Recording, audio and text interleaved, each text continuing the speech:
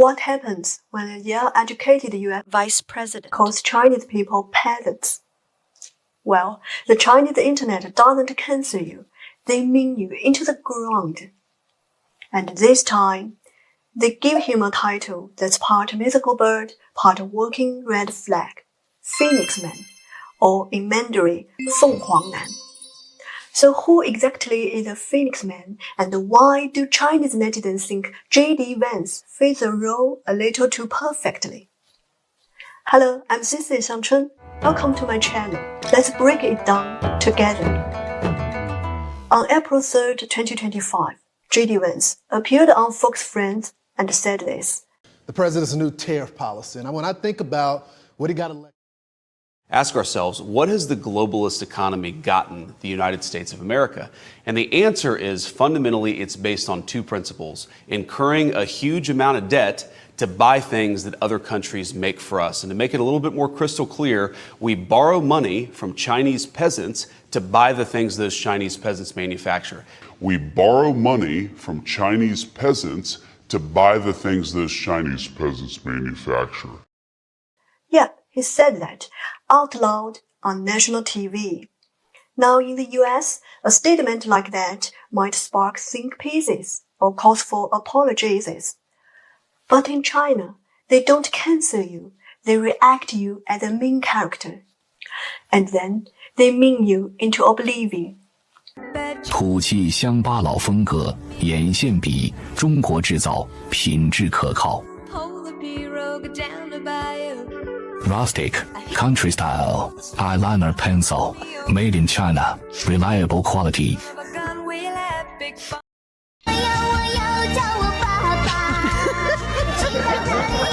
This is full smoky eye.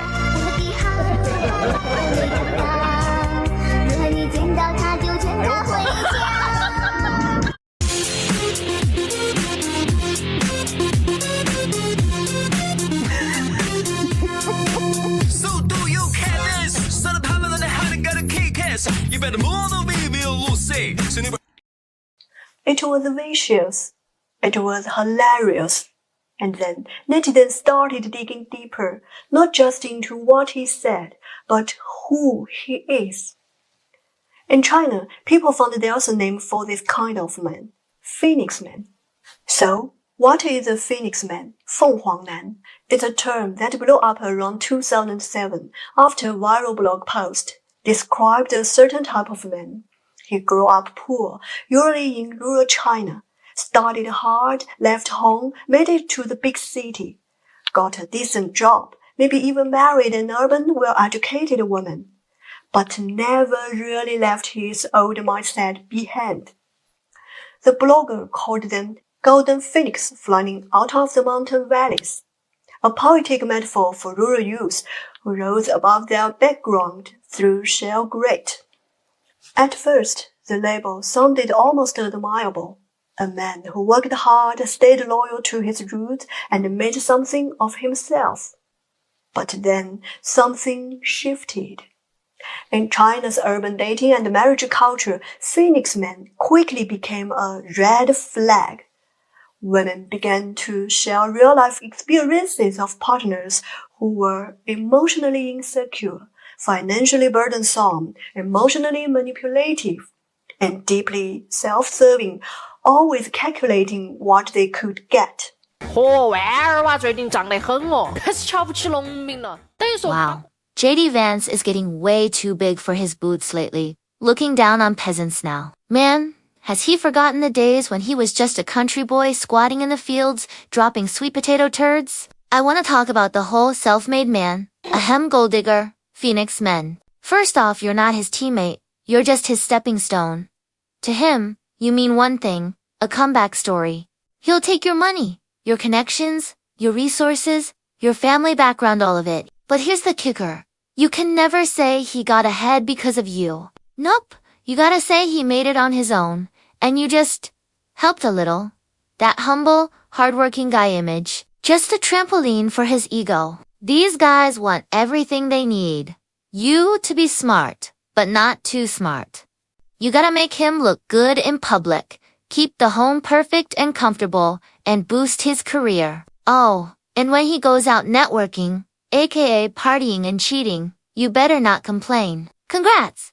You're basically a high-end nanny except you pay him. He needs you to be maximally useful, but also completely under his thumb.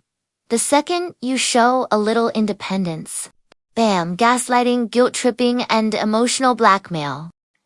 So women were already warning each other, do not marry a phoenix man. Moreover, their deep sense of filial piety meant marriage often came with a mother-in-law attached. He wants to succeed not just for himself, but to lift his entire family up, cousins, uncles, and even their dogs. And one by one, the Phoenix men turned from a success story into a cautionary tale. In short, he flies in from a mountain village, but lands in your living room as a walking nightmare. So, why do Chinese netizens think JD Vance is a Phoenix man? Let's run through the checklist. Phoenix man standard. 1. Humble beginnings. JD Vance grew up in a struggling family in Ohio. His father left when he was young. His mother battled drug addiction and unstable relationships. 2. Studied hard, climbed the ladder. He got into Yale Law School, climbed right into the power elite. 3. Married into privilege. His wife, Usha, is a Yale graduated from a wealthy Indian American family. 4. Patriarchal values.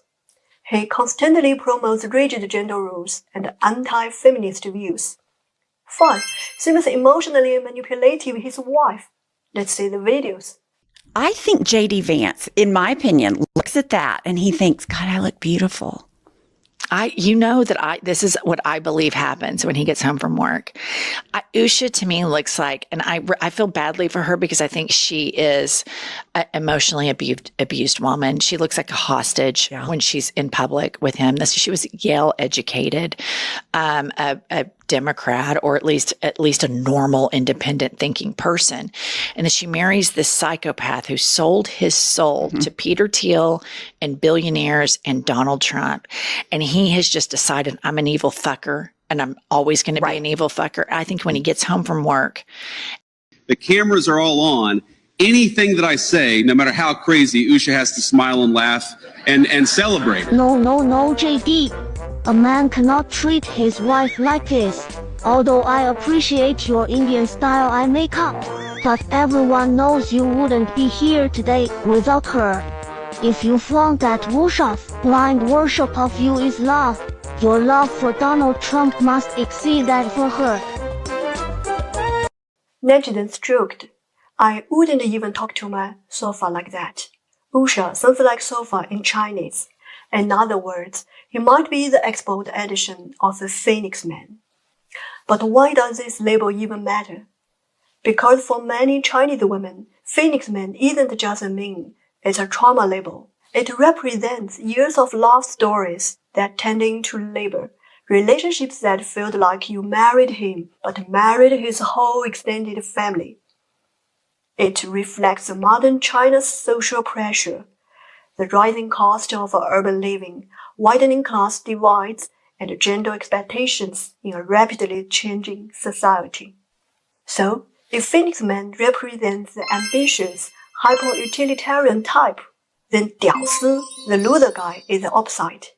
He's the one who's giving up on climbing altogether. It was about being a young man stuck in China's cities, watching others win at life while you scroll from a basement rental. No girlfriend, no savings, no hope, but tons of memes. It's an urban underdog's way of saying, we may not win, but at least we are funny about it. These two labels are the mimified faces of class and gender anxiety in China today. So, is JD Vance really a Phoenix Man?